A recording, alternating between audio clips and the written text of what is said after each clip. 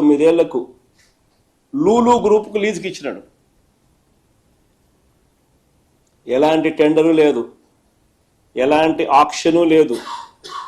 కేవలం కంపెనీ రాసిన లెటర్ ఆధారంగా ఈ భూములు వాళ్ళు మాల్ కట్టుకునేదానికి ఈయన ఇచ్చినాడు.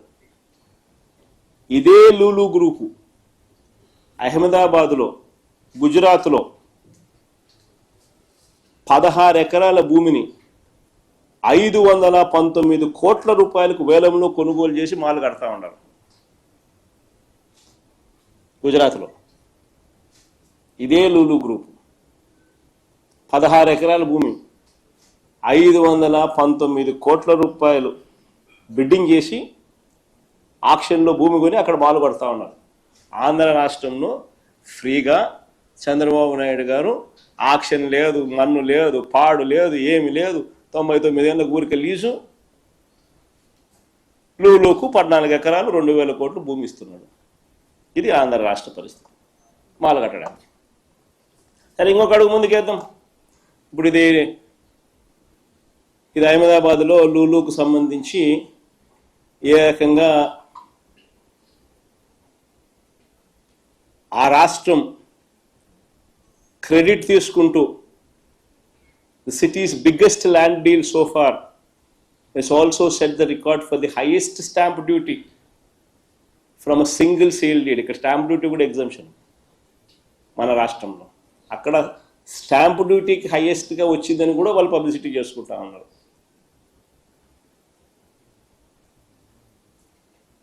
దాదాపుగా 16 ఎకరాల భూమి లూలు గ్రూపుకు షాపింగ్ మాల్ కట్టడానికి 519 కోట్ల రూపాయలు ఆక్షన్లో పాడి 31 కోట్లు స్టాంప్ డ్యూటీ కూడా కట్టారు అని.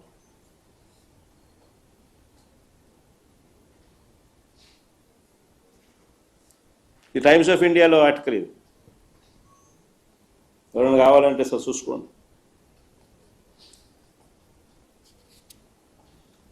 తర్వాత ఇంకొకటి Satva group, Kapil group, ANSR group, ఇటువంటి రియల్ ఎస్టేట్ కంపెనీలు.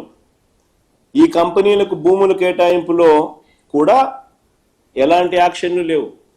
పక్కన తెలంగాణలో చూస్తూ ఉంటే యాక్షన్లు కనపడతాయని 170 కోట్లు ఎకరాకు పోయిందని.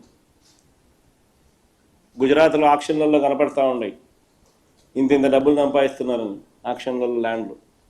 మన రాష్ట్రంలో మాత్రం రియల్ ఎస్టేట్ కంపెనీలకు సత్వా, కపిల్, ఏఎన్ఎస్ఆర్ ఇటువంటి రియల్ ఎస్టేట్ కంపెనీలకు భూముల కేటాయింపులో ఎటువంటి యాక్షన్స్ లేవు.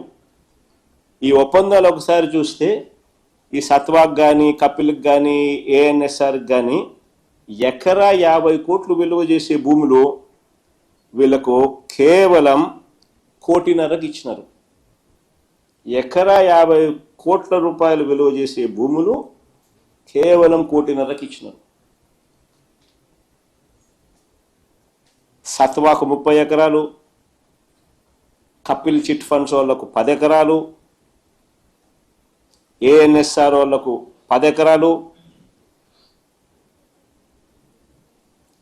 ఇంకా రహేజాకి అయితే మరి 99 పైసలకి. అన్నిటికన్నా ఇంకా పెద్ద స్కామ్ చెప్పంటారా ఇక్కడ? ఒకవైపున భూములు కారు చౌకగా ఇవ్వడమే కాక, ఎలాంటి ఆక్షను లేకుండా ఇవ్వడమే కాక, మరోవైపున ఏం చేస్తా ఉన్నారో తెలుసా? ల్యాండ్ యూస్ కన్వర్షను, ల్యాండ్ యూసు వీళ్లకు 40%, 50% మిక్స్డ్ యూస్కు వీళ్ళకు చేసుకునేదానికి స్వేచ్ఛనిస్తూ, మరోవైపున వీళ్ళు బిల్డింగులు కడితే స్క్వేర్ ఫీట్కి 2000 రూపాయలు వీళ్ళకి తిరిగి గవర్నమెంట్ ఇస్తుందట. ఇది నిజంగా బొనాన్సా కాదా? ఎవడన్నా రియల్ ఎస్టేట్ వ్యాపారస్తునికి ఈ మాదిరిగా ఇస్తారా మీరు? వీళ్ళు బిల్డింగులు కడితే స్క్వేర్ ఫీట్కి 2000 రూపాయలు ఎదురు గవర్నమెంట్ ఇస్తుందంట వీళ్ళకి. చూడండి, అది page number 16 IT and GCC policy 4.2 incentives for infrastructure developers అని చెప్పి వీళ్ళకు వర్తింపజేస్తూ ఇది పెట్టినారు. 50% క్యాపిటల్ సబ్సిడీ అంట. మ్యాక్సిమం ₹2,000 పర్ స్క్వేర్ ఫీట్ అంట, పేడ్ ఓవర్ 5 years అంట. ఏంటండి ఇది?